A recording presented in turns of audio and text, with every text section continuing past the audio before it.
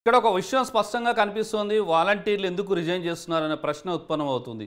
వాలంటీర్లు ప్రధాన ప్రతిపక్షం టీడీపీ గాని, జనసేన గాని, బీజేపీ గాని మొదటి నుంచి కూడా ఆరోపిస్తుంది. వాళ్ళంతా కూడా వైఎస్ఆర్సీపీ కార్యకర్తలే, నాయకులే అని చెప్పి. దానికి అనుగుణానే ఈ రోజున వీళ్ళంతా కూడా పార్టీకి స్వచ్ఛందంగా పనిచేస్తామని స్వచ్ఛందంగా వాలంటీర్లు ఎందుకు రిజైన్ చేస్తున్నారు? ఇది ఒక ప్రధానమైన కారణం అనుకోవచ్చా? గతంలో వాళ్ళు చేసిన విమర్శలకి ఇది తావిస్తుంది అనుకోవచ్చా? వేణుగారు మ్యూట్లో ఉన్నారు.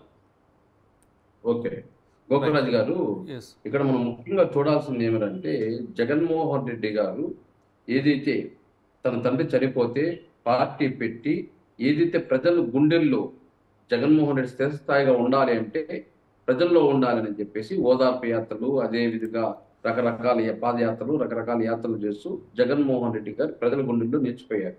వాళ్ళ సమస్యలు తెలుసుకున్నారు. ఆ సమస్యలు ఏ విధంగా తీర్చాలని చెప్పేసి ఈరోజు వివిధ రకాల పథకాలు. మ్యూట్లో పడ్డారు. మ్యూట్లోకి వెళ్ళిపోయింది మీకు. వేణుగారు మ్యూట్లో ఉన్నారు మీరు. వేణుగారు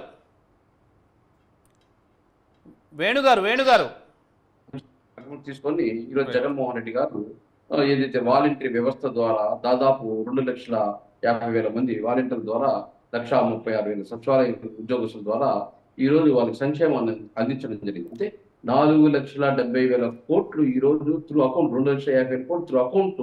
ఎక్కడా కానీ పారదర్శకంగా ఎక్కడ కానీ కరప్షన్ లేకుండా త్రూగా వాళ్ళ అకౌంట్ లో పోయిందంటే ఈ రోజు ఇంత పెద్ద వ్యవస్థను జగన్మోహన్ రెడ్డి గారు పెట్టుకొని చేయడం జరిగింది. ఈ రోజు ఉద్యోగస్తులు భారతదేశం స్వతంత్రం వచ్చినప్పటి నుంచి ఇప్పటి వరకు 4 లక్షల ఉద్యోగాలు ఉంటే జగన్మోహన్ రెడ్డి గారు వచ్చినాక 2,14,000 ఉద్యోగాలు ఇవ్వడం జరిగింది. ఏదైతే 1,36,000 వాలంటీర్ వ్యవస్థ, వాళ్ళు పర్మనెంట్ ఉద్యోగాలు కాదు, కాంట్రాక్ట్, వాళ్ళ ఓన్లీ గౌరవేతనం. 1,36,000 మంది సచివాలయ ఉద్యోగులను పెట్టుకొని ఈ వాలంటీర్ ద్వారా గడప గడపకు పోయి వాళ్ళకి రావాల్సిన సంక్షేమాన్ని, అభివృద్ధిని కార్యక్రమాలు చేస్తూ అక్కడ ఏదైనా ప్రాబ్లమ్స్ ఉంటే వాలంటీర్ ద్వారా కనుక్కొని అదే సచివాలయ అధికారులకు చెప్పి కరెంట్ ప్రాబ్లం ఉన్నా, లేకపోతే డ్రైన్ ప్రాబ్లం ఉన్నా, లేదా యూజిటీ ప్రాబ్లం ఉన్నా, ఇటు రకరకాల ఏ ప్రాబ్లమ్స్ ఉన్నా కూడా క్లియర్ చేస్తూ ముందుకు పోతూ ఉన్నారు. ఇలాంటి వ్యవస్థను నిర్మూలించాలి. ఈ వ్యవస్థను పటిష్టంగా జగన్మోహన్ రెడ్డి గారు తయారు చేశారు. ఇలాంటి వ్యవస్థను మళ్ళీ జగన్మోహన్ తిరిగి ఎన్నిక కాకూడదు, ప్రభుత్వం ఏర్పాటు చేయకూడదని ముందు ఈ వ్యవస్థను పడగొట్టాలనే ప్రయత్నం కుట్ర చేస్తుంది ఈ ప్రతిపక్షాలు.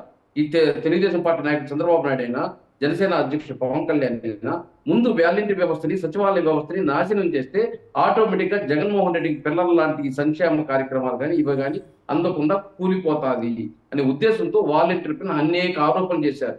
భారతదేశంలోనే మన రాష్ట్రంలో హ్యూమన్ ట్రాఫింగ్ ఎక్కువ జరిగింది, దానికి బాధ్యులు వాలంటీర్లే, తలుపు తిట్టి ఇంట్లో రేపులు చేసేస్తున్నారు, అమ్మాయిని ఈవిటింగ్ చేస్తున్నారు, వాళ్ళ డేటా తీసుకొని పోయి అమ్మేస్తున్నారు, రకరకాల విమర్శలు చేశారు.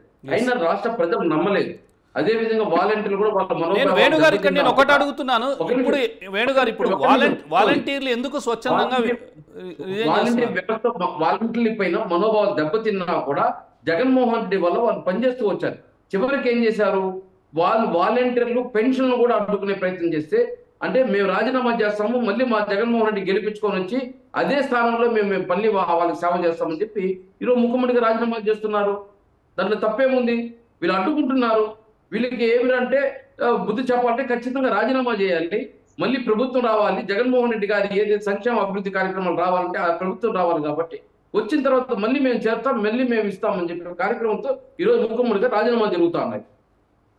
రైట్. అంటే రాజీనామాలు కేవలం వాళ్ళ మనోభావాలు దెబ్బతిన్నాయని, రెండోది